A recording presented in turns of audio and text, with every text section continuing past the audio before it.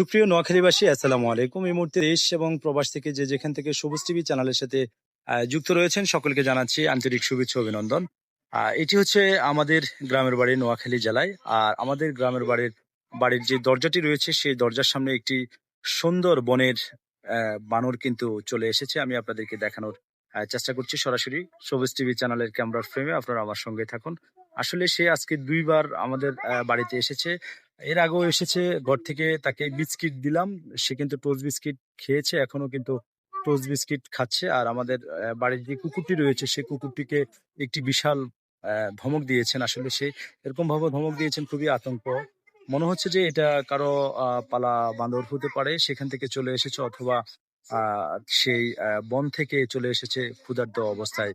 এই কারণে দর্শক, আমি আপনাদেরকে সরাসরি দেখানোর চেষ্টা করছি সবুজ টিভি চ্যানেলের ক্যামেরার ফ্রেমে। আপনারা আমার সঙ্গেই থাকুন।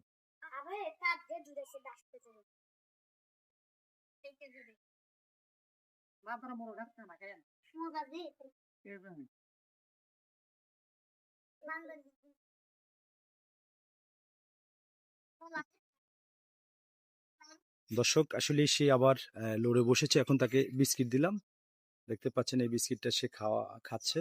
আসলে মনে হয় খুবই ক্ষুধার্ত। সে দেখার পরে ভালো করে হাত দিয়ে পরিষ্কার করেছে, পরিষ্কার করে এখন বিস্কিটটা খাওয়ার চেষ্টা করবে। আপনারা আমার সঙ্গেই থাকুন।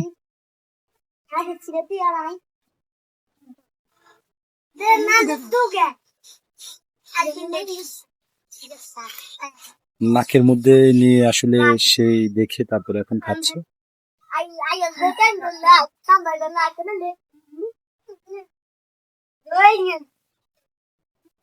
একেবারে কাছ থেকে দেখানোর চেষ্টা করছি আপনাদেরকে। আরেকটা বিস্কিট দিচ্ছি, দেখি কি করে, তার গায়ে পড়ছে, সেটাও খাচ্ছে কিনা দেখবো।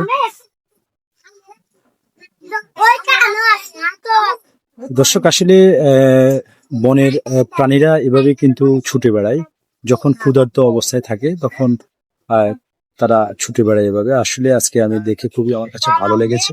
এইভাবে যদি আপনাদের বাড়ির আঙিনায় কখনো এই ধরনের প্রাণীগুলো যায়, বানর বা বিভিন্ন প্রাণীগুলো যায়, আপনারা তাদেরকে আঘাত করবেন না, ভালোবাসতে শিখবেন এবং তাদেরকে একটু ভালোবাসার চেষ্টা করবেন। তাহলে তারা আপনার কাছে অবশ্যই আসবে, এবং এটাই সত্য, বাস্তব সত্য কথা। দেখতে পাচ্ছেন সে এখনো খাচ্ছে। দর্শক, এই ছিল আমার কাছে আমার গ্রামের বাড়ি থেকে এখানকার সর্বশেষ আপডেট খবর।